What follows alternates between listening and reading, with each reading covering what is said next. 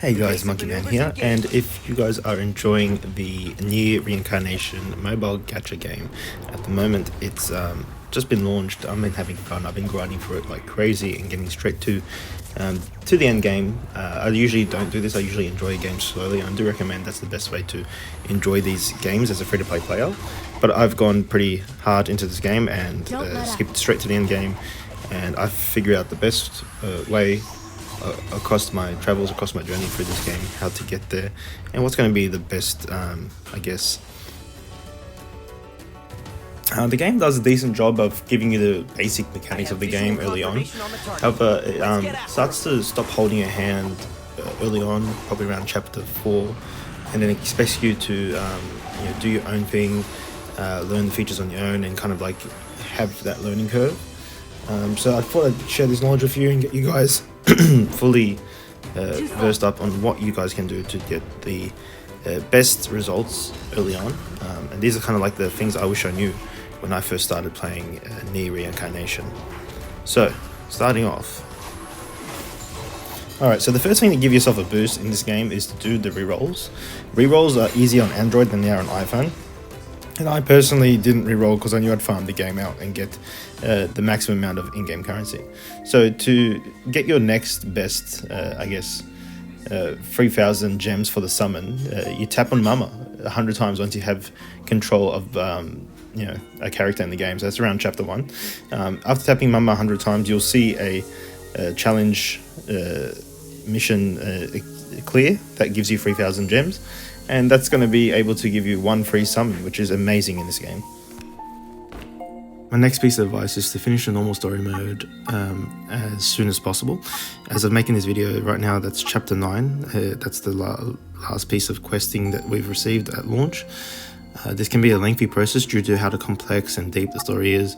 You'll probably get engrossed by the cutscenes. I watched them all and it took a long time to get to the end, but you want to because it unlocks awesome things such as these auto pluses. So this allows us, when you auto, to also automatically use your main skill or your main character skill, which up until chapter 9 you would have had to press on the character to use those skills. This is very important when you do your higher end game farming. You also unlock 2 new doors in Mama's room, which is your daily summons. So that's extra summons every day. So that's why it's so important to get to chapter 9 as quickly as possible, as well as your daily challenges, which are also extra quests that net you a bonus amount of resources and gems per day. You also get this tree that has fruit on it now, and it will drop random items every 8 hours. Make sure to pick up those items as soon as they drop. There's a limit of how many can actually be on the floor at any one time. I guess the next best piece of advice would be to make sure that you're fully equipping your units and using them at your highest force level, but then evolving them to further be elemental advantageous. So elemental advantage is very important in this game and can actually, in the harder content, be the difference between being able to clear it or not, especially when suggested force is way above your own force. You'd be surprised how much you can get cleared just by using the advantageous element. So wind is good against fire, fire is good against ice, and ice is good against wind in this game, and then light and dark are both good against each other, advantageous against each other. So that's a very important aspect of the game. It can get you really, really far ahead when you're kind of like struggling at the higher end game content, and it's a little trick on how you can clear that content. The next advice would be to make sure you have your memoir sets equipped, so you can farm these every day after chapter 6 in the subquests, but the important thing is to actually try and match them up as a triangle. As you can see here, how they're linked up by a line between the 3 memoirs, and this allows you to unlock the small and large set bonus. The large set bonus is when all 3 are connected, and some of them can be quite advantageous, just like this critical chance up memoir set that I have equipped on my main character, 2p. So this is a very, very important way to get a further increase on your damage output, even if your memoirs aren't fully leveled or you didn't go. Memoirs are very end game content. They're RNG based and they're not always going to have the best stats, but they are going to be very important in terms of getting their memoir set bonuses. Next piece of information is start unlocking all the hard modes and finishing each chapter in hard. This unlocks a special type of quest called X summon quest or dark mission quests. The Japanese people call this cube farming, as the weapons that are available are very much farmed by doing these X summon quests, and they're marked by a cube on their icon, and they actually require cubes as well to be further enhanced and evolved. So the most important part about X summons and X summon quests is that if you see in the actual Dark Memory quest section, there's a picture of the unit with a art that hasn't been seen before in the game, and you're thinking, what does this mean? You know, all I did was get a weapon, and I have to level up the weapon. So when you level up the weapon, you get access to these 5-star units.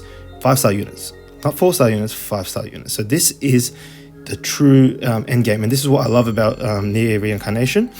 Your best units are going to be not in gacha, but by working really hard for your end game, and that I think is the real art of making a good gacha game.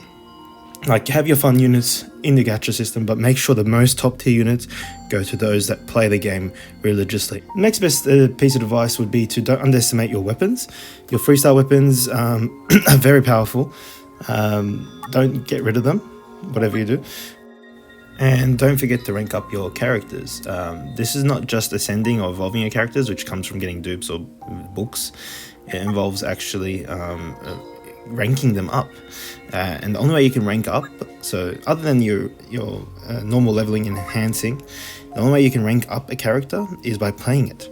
And character rank is amazing, gives a huge amount of bonuses, and the best part about them is those bonuses are shared between characters of the same name. So this 4-star Lars Abstract Soldier is rank 8, and if you look at the same character in a different costume, which is a different ranked version of that character. So here's my low level rank, my low level Lars, his rank is rank 8 as well. So this rank is shared between all characters of the same name, and that makes it so advantageous. Once you have that kind of character at rank 7 or higher, you can farm on stage 7 or higher of that character unit's character quests, which means you can get even more rank usage or rank evolution from that. Now, to round this up, I'm going to talk about the Nier collaboration quest, Record the Cage Reincarnation. Early on, you want to use your very hards to do the final quest 10, and this will cost, it's not that hard to clear, even though Secession Force is 32,000, but it will get you the most base amount of medal drops. But once you've basically do that on auto repeat a multiple amount of times till you have a few thousand medals. Once you have those medals, you can actually switch over to the normal version of the quest and do quest 3, which is the lowest stamina.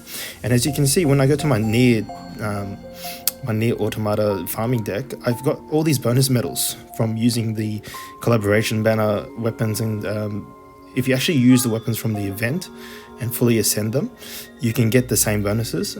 So this isn't locked to pay to win. You can just get these characters and get these weapons from the Automata Medal Exchange and ascend all the weapons. Not too important to focus on the characters, but the weapons themselves, ascend them, and make sure that you also use the mill heads you get every day from when you log in. That also gives you bonus tokens, and then you can get the magic number of bonus tokens to farm the event effectively at low stamina. Thank you guys for watching. Please like and subscribe.